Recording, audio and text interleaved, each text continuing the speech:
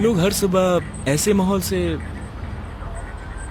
कैसे गुजरते हैं? ये है स्किड रो, जो कैलिफोर्निया के लॉस एंजलिस डाउनटाउन में स्थित है। 6000 से ज्यादा बेघर लोग यहाँ रहते हैं, सड़कों पर, टेंट्स में और जमीन पर। यहाँ हर जगह से बेघर लोग इकट्ठा होते हैं क्योंकि ये राज्य खूबसूरत है और यहाँ साल भर मौसम बहुत अच्छा रहता है। आज हम उन कहानियों के बारे में जानेंगे जिनमें संगठन, सरकारी फंडिंग, ड्रग्स, मानसिक बीमारी। ये सिर्फ एक गली नहीं है, बल्कि पूरा इलाका है जो करीब 50 ब्लॉक्स में फैला है। लगभग 1 वर्ग किलोमीटर का एरिया। इसे पूरे अमेरिका में सबसे गरीब और सबसे ज्यादा बेघरों वाले इलाकों में से एक माना जाता है। ये उपेक्षित लोगों का बसेरा है, जहाँ बेघर होना, नशा और गरीबी एक साथ रहते हैं।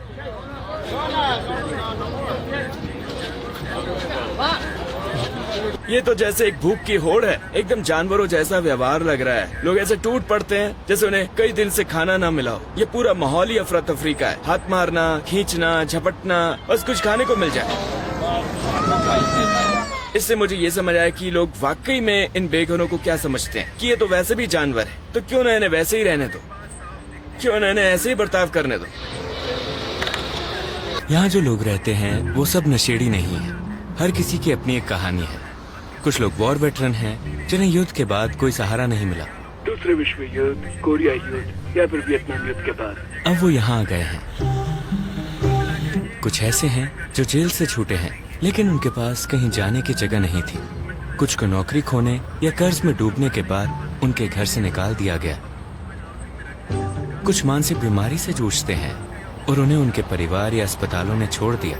कुछ लोग यहाँ नई शुरुआत की उम्मीद लेकर आए, लेकिन अब इस कठोर हकीकत में फंसे हुए हैं और कई नशे के आदी हैं। यहाँ उनकी संख्या सबसे बड़ी है। यहाँ की हालत वाकई बुरी है। नशा, हिंसा, सब कुछ बहुत खराब है। यहाँ सब कुछ बुरा है और यहाँ छोटे बच्चे भी रहते हैं। और क्या आप इससे बाहर नहीं निकल पा रहे या आपको ऐसा रहना पसंद है? मैं अभी जेल से निकला हूँ। मैं कोशिश कर रहा हूँ कि मुझे होमलेस होटल प्रोग्राम में जगह मिल जाए, लेकिन आप बस यूँ जाकर उसमें अप्लाई नहीं कर सकते। वो लोग खुद ही कैंप से घूमते हैं और मैं कैंप में नहीं जाता। मेरे आसपास वैसे ही कई बेघर लोग हैं। मेरे पास खुद का टेंट और बाकी चीजें हैं। मैंने सब कुछ खुद सेटअप किया है। तो आपकी लाइफ पहले ठीक चल रही थी, लेकिन ठीक ठाक थी, बहुत अच्छी नहीं थी। मैं कुक हूँ, हमेशा से कुक ही रहा हूँ। मेरा एक आखिरी सवाल है, ये जो बेघर होने के हालात है ये इतने बुरे कैसे हो गए? और अगर आप इसे सुधार सकते तो आप क्या करते? मैं लगभग 2 महीने तक यहीं इसी जगह पर ड्रग्स बेचता था, 24 घंटे लगातार। ये जो सामने पुलिस स्टेशन है, मेरे लिए ड्रग्स बेचने की यही सबसे सेफ जगह थी।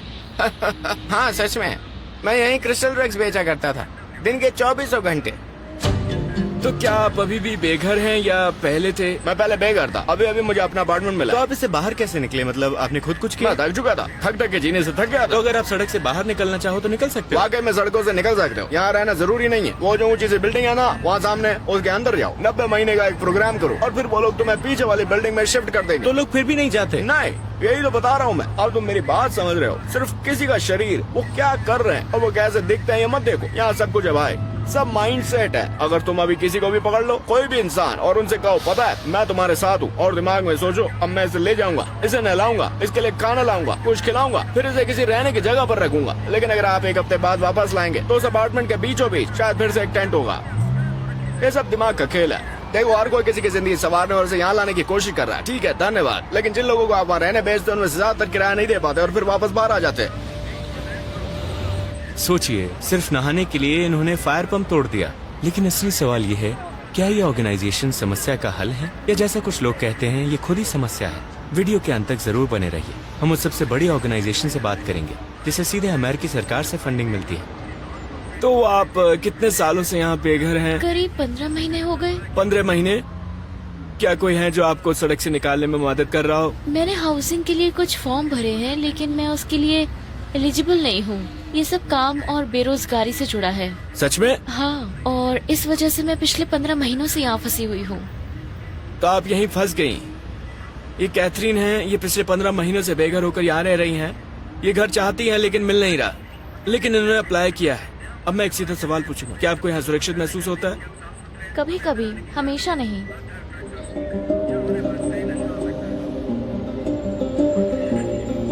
अमेरिका दुनिया का सबसे अमीर देश है, फिर भी इतना बड़ा बजट होने के बावजूद वो पैसे वहाँ नहीं पहुँचते जहाँ उनकी सबसे जरूरत है। यहाँ हाउसिंग पॉलिसीज में भी काफी भेदभाव है। फ्री और अच्छा हेल्थ केयर सिस्टम भी नहीं है। और कैपिटलिस्ट सिस्टम इतना ताकतवर है कि जो कमजोर हैं वो पीछे छूट जाते हैं। देखिए यहाँ कितने टेंट्स लगे हैं। और एक बात साफ दिखती है, यहाँ ज्यादा उम्मीद नहीं बची है।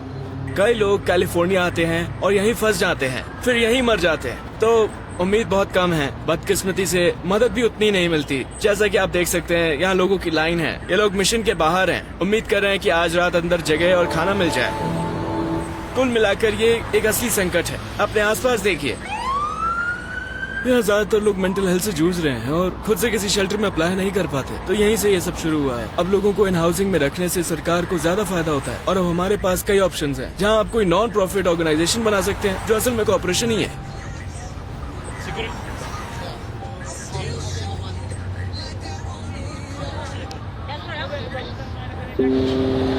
तो आप कितने समय से यहाँ सड़कों पर हैं?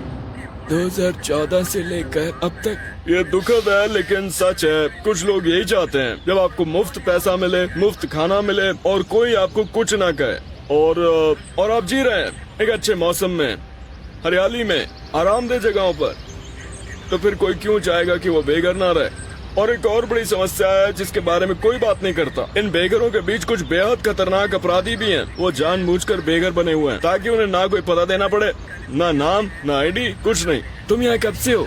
लगभग 1 साल हो गया। क्या कहा? इससे पहले क्या कर रहे थे? मैं जेल में था। वो कार देख रहे हो? उसमें एक यंग कपल बैठा है BMW में। वो लोग कार के अंदर ड्रग्स ले रहे हैं। हाँ, यहीं से उन्हें ड्रग्स मिलते हैं। इन्होंने ये जगह क्यों चुनी? क्योंकि यहाँ सब कुछ टॉलरेंट है, इस जगह उन्हें कोई रोकेगा नहीं। ये जगह अमीर बच्चों के लिए है जो अपनी मम्मी पापा से भागकर यहाँ आते हैं और कैलिफोर्निया में उतरते ही क्रिस्टल मैच पीना शुरू कर देते हैं। ये एक पुलिस स्टेशन है। ये चारों तरफ से बेघर लोगों, ड्रग यूजर्स, अपराध और अफरा तफरी से घिरा हुआ है। इस कम्युनिटी में एक तरह की अराजकता फैली हुई है।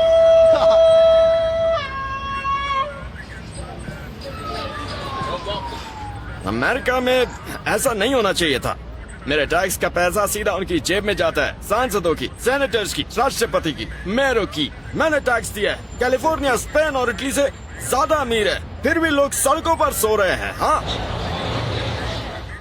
और ये सब इन ऑर्गेनाइजेशंस के कारण।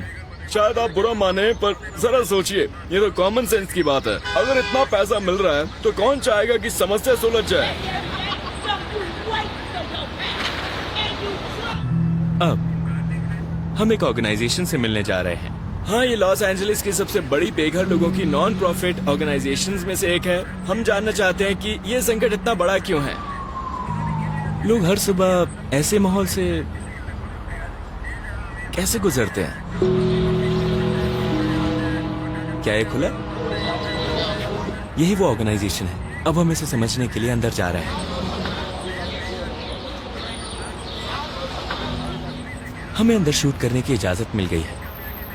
हम अस्पताल नहीं है, लेकिन माहौल अस्पताल जैसा ही है। यहाँ बहुत बीमारियाँ हैं, इसलिए जब तक वो पक्का न कर लें कि हम साफ सुथरे हैं, हमें अंदर आने की इजाजत नहीं होती। हर तरफ ड्रग्स और स्मोक है। यहाँ होने भर से ही नशा हो सकता है। और फिर हम मिले यहाँ की एक अफसर से। तो ये हमारा एजुकेशन सेंटर है। यहाँ कंप्यूटर है। हम यहाँ माइक्रोसॉफ्ट ऑफिस स्वीट सिखाते हैं। हमारे पास एक एजुकेशन कोऑर्डिनेटर है जो लोगों की उनकी जरूरत के हिसाब से मदद करता है।